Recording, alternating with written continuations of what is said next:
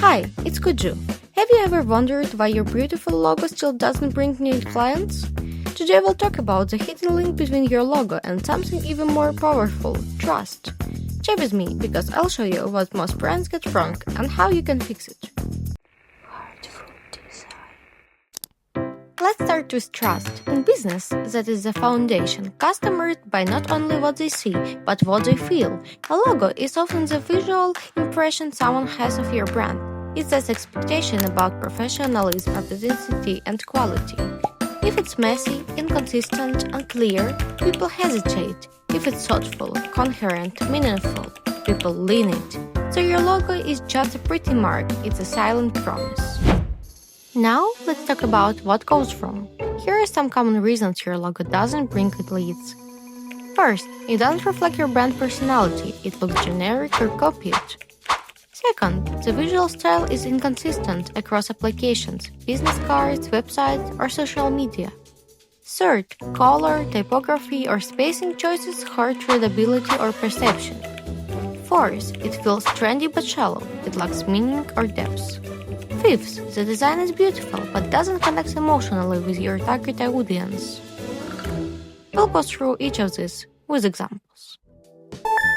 Our first example today is this lovely yet painfully outdated logo of a green parrot. We all sense that it doesn't look good, but let's understand why exactly. First, the teardrop shape is overused and lacks originality. Second, the old-school gradient makes the logo heavy and dated. 3. The typeface doesn't match the graphic style. 4. It's both sharp and raw at once, visually inconsistent. 5. The shape itself is poorly cut with rough corners and uneven edges. So, what can we do about it? Our main goal is to keep the recognizable image of the green parrot, the brand's key identity. I start with a semi-round base and draw, a stylized wings and tail for energy and movement, one large wing break is the perfect circle for visual attention, and finally a simplified parrot head. The green stays, but I add a touch of yellow for the cheek. It brings warmth and life, preserving this two-color idea without gradients. Let's imagine it's a coffee shop logo. The beak and outline are black, giving it a sticker look that works perfectly on cups, cards, and packaging. Sketch is done. Let's move to Illustrator. I use a geometric technique based on circular construction, slow but always giving perfectly clean, balanced results. Now for the typography. The logo is playful, so the font should be bold, round, and friendly. We soften the corner and place the text above the parrot's head. Here's the final design. You can see it applied over a coffee shop bag and packaging. It would work beautifully for Latin American ambience with expressive textures. I'd pair it with natural tones, beige and brown, to emphasize an eco-friendly organic feel. And what about the yellow? Isn't it too bright? Actually, that's the point. Look closely, the position of the head and text resembles a sunrise. The subtle symbolism triggers positive emotions and warmth, the same feeling you get from your morning coffee. In summary, before, cluttered, outdated, unreadable. After, clean, modern, emotionally engaging. A logo that brings recognition and with it real business growth. But remember, design is only 50% of success. The other 50% is how wisely you will use it. So if you're a business owner, don't just order a logo. Work with a brand designer who understands how to make it work and sell. Now let's move to the second example. This one is more subtle. The logo isn't terrible, but it doesn't quite work either. And that's a perfect example of how a small mistake can ruin an overall impression. Let's take a closer look. What's wrong with it? So, the style is feel outdated, stuck somewhere in the early 2010s. The main text and the tagline doesn't match at all. They look like they belong to different brands. The camera illustration is overly realistic. Modern logos use abstraction and symbolism instead. The mountain and forest motif is completely overused. Then, too many small details, the logo falls apart when scaled down.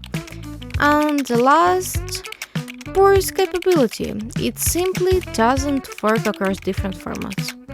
So, what can we do about it?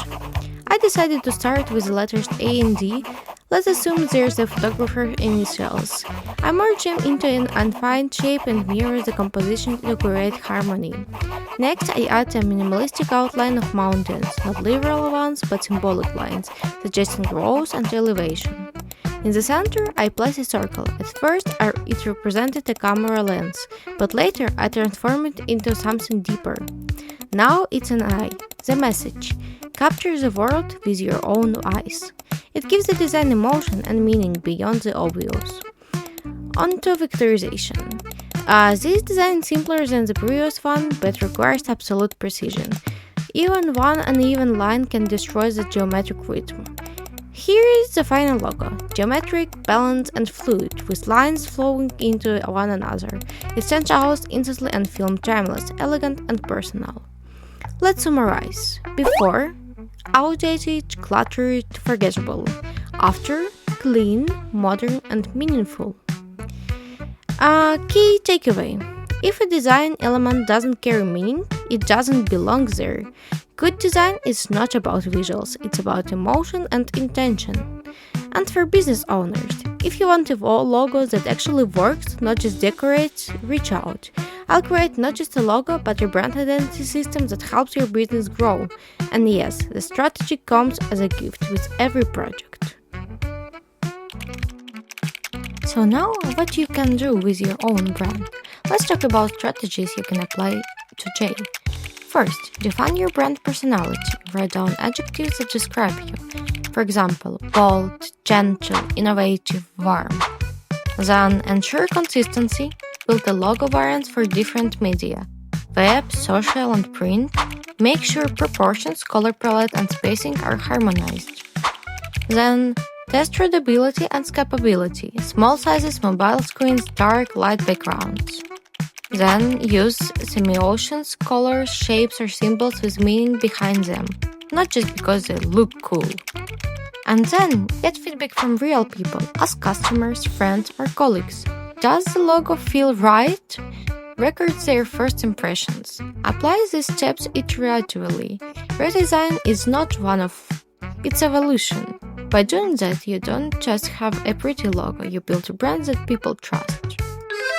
Thank you for watching. If you feel your logo doesn't reflect who you are, perhaps it's time to rethink how it builds trust. If you're a designer, I'd love to hear your thoughts in the comments. If you're a business owner and want help building trustworthy branding, check out the description. And don't forget to subscribe for more videos like that. I'll see you in the next one.